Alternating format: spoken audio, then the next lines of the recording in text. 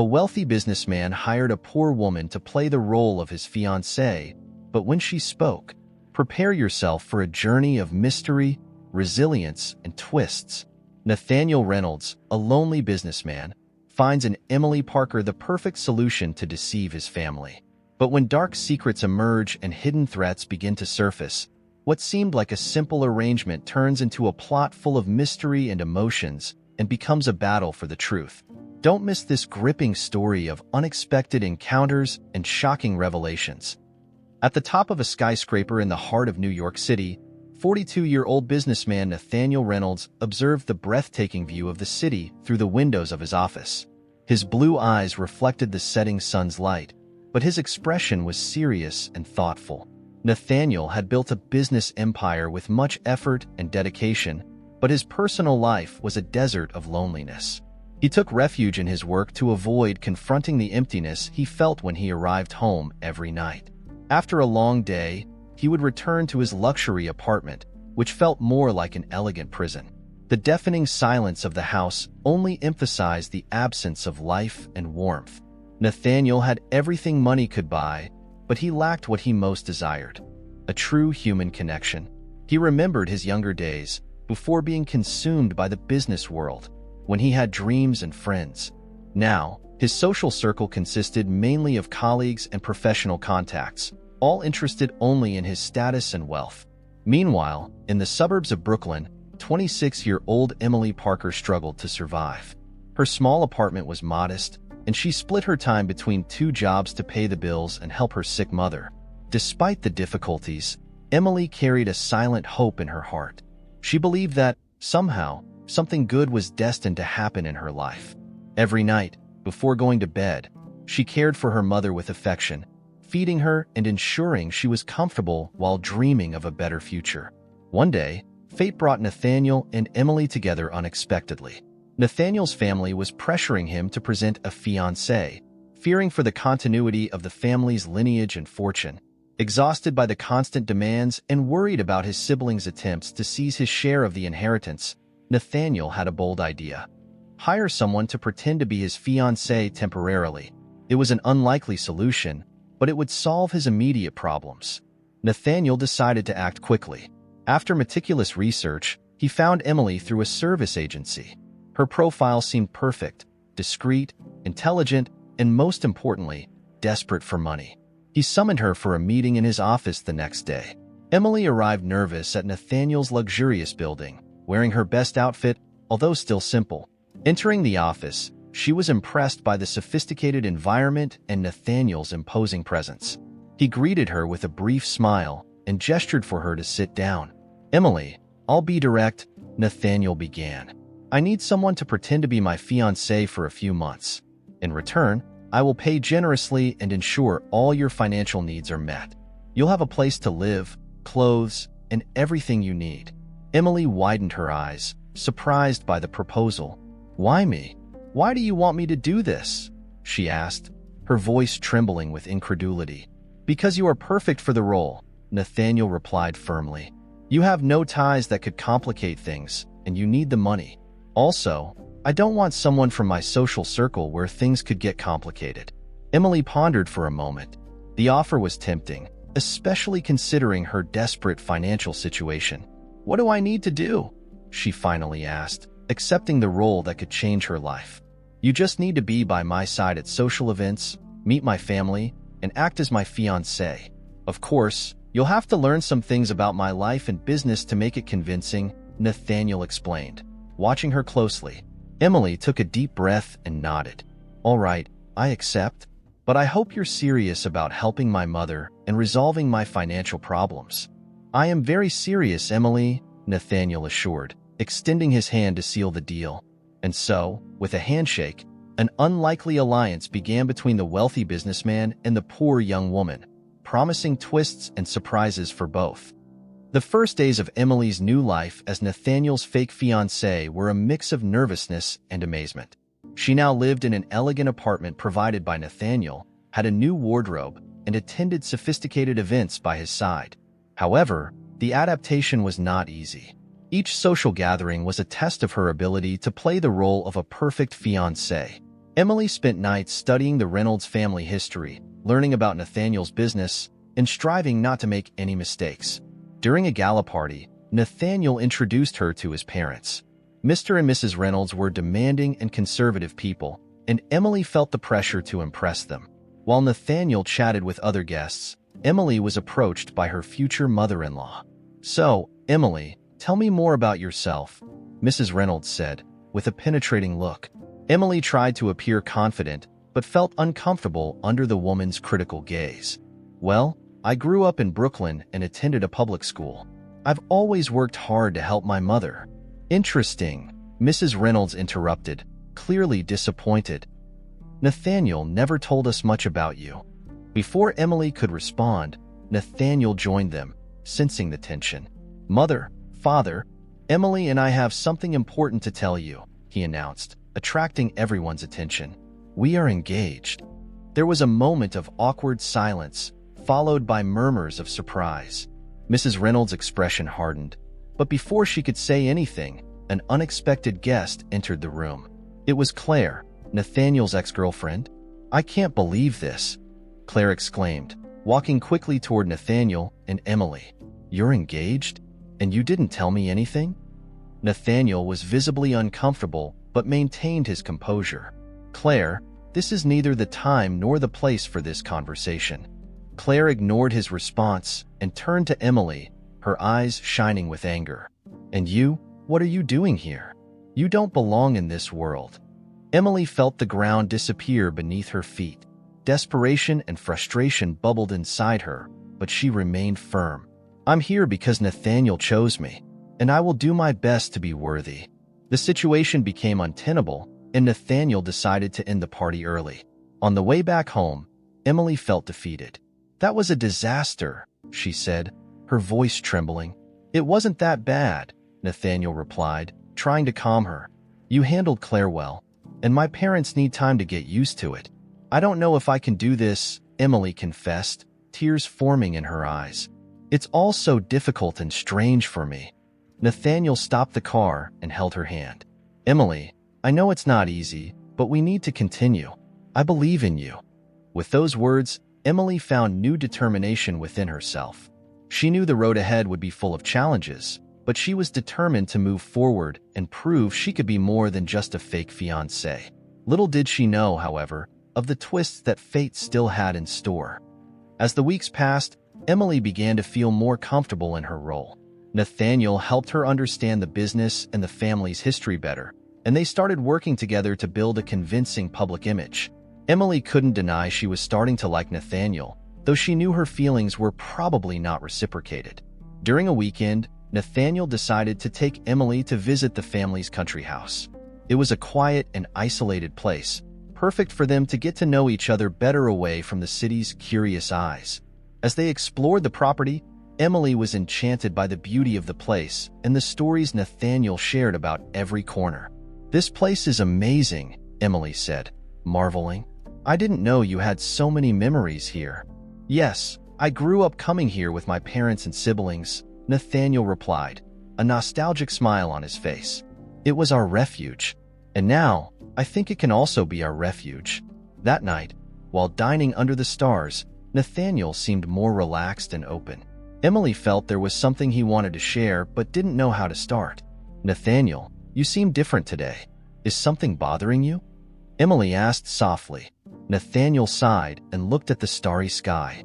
"Emily, there's something I need to tell you. Something that can change everything." Emily felt a chill down her spine. "What is it?" "You can tell me." "My family, they don't know, but I'm sick," Nathaniel confessed, his voice low. "I have a condition that can incapacitate me at any moment. That's why I need someone by my side, someone I can trust." Emily remained silent, absorbing the revelation. She never imagined that Nathaniel, the strong and confident man she knew, was battling an illness. She felt a wave of compassion and determination. "Nathaniel, I'm here to help you. No matter what happens, I'll be by your side." Nathaniel looked at her, surprised and touched by the sincerity in her words. "Thank you, Emily. That means a lot to me." With this new information, Emily felt her mission transform. She was no longer just pretending to be Nathaniel's fiancée to solve her financial problems. Now, she was determined to truly help him, to be the support he needed.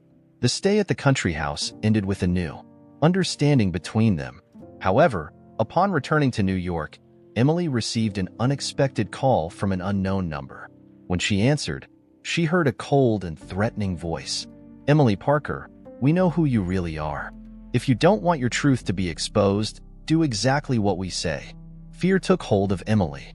Who could know about the agreement between her and Nathaniel? And what did they want from her? She knew she would need to be careful and find out who was behind these threats, all while continuing to play her role by Nathaniel's side. Back in the hustle and bustle of New York, Emily could hardly believe the turn her life had taken. Despite the growing intimacy with Nathaniel and the new determination to help him, the anonymous threat loomed over her like a shadow. She knew she couldn't share this with Nathaniel, especially now that he had trusted her with such a deep secret about his health. Determined to find out who was behind the threats, Emily began to investigate discreetly. She used the network of contact she had built during social events, subtly asking about possible enemies of Nathaniel. She discovered that he had a fierce business competitor, a man named Victor Caldwell, who would do anything to see Nathaniel fail. One night, while Nathaniel was out at a meeting, Emily received another call. This time, the threatening voice gave clear instructions. She should steal important documents from Nathaniel's company and deliver them to Victor Caldwell. If she didn't comply, her truth would be exposed and Nathaniel's health would be at risk. Desperate, Emily pondered her options. She knew that stealing the documents would betray Nathaniel's trust, but the threat against him and her own safety was real. She decided to seek help from an unexpected source, Claire, Nathaniel's ex-girlfriend. Surprisingly, Claire agreed to help. "I know I seem like a character from a dramatic novel, but Nathaniel is a good man. And if you're willing to protect him, I'm willing to help you." With Claire's help, Emily devised a plan to expose Victor Caldwell. On the night scheduled for the theft, Claire infiltrated Caldwell's company while Emily pretended to follow the orders. The idea was to catch Caldwell red-handed, with enough evidence to turn him over to the authorities. The tension was palpable as Emily sneaked through Nathaniel's office, taking the forged documents Claire had prepared. She knew she was being watched, so she had to act quickly. When she handed the documents to Caldwell, Claire, disguised, took photos and recorded the entire transaction.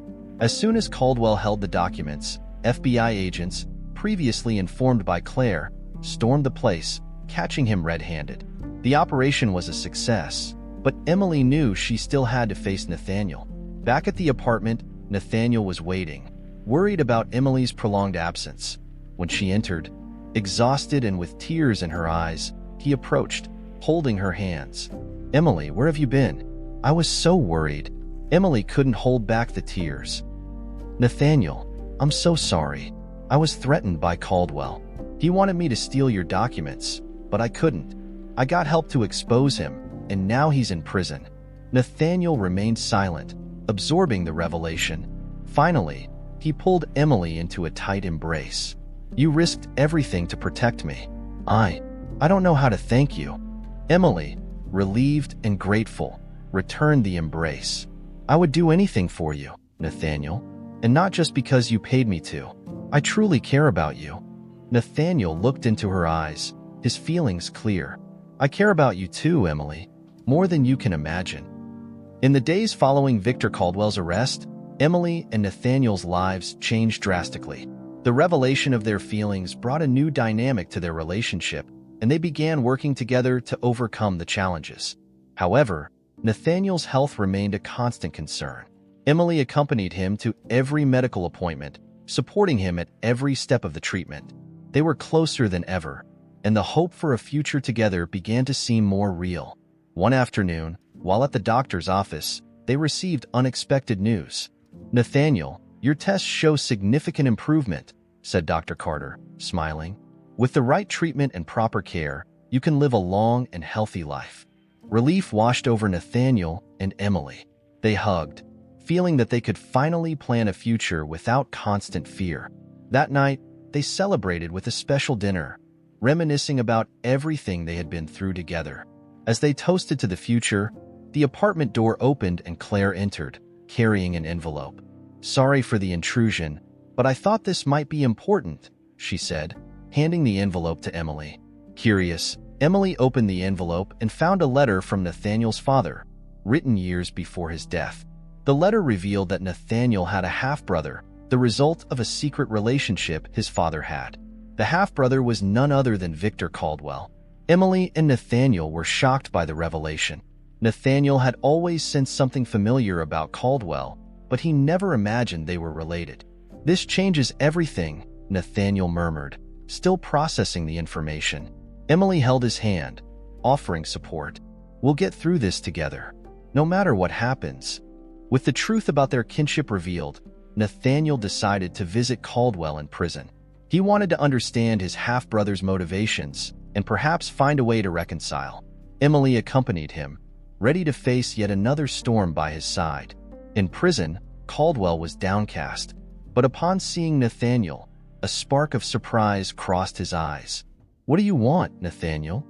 "I want to understand why you did all this," Nathaniel replied firmly.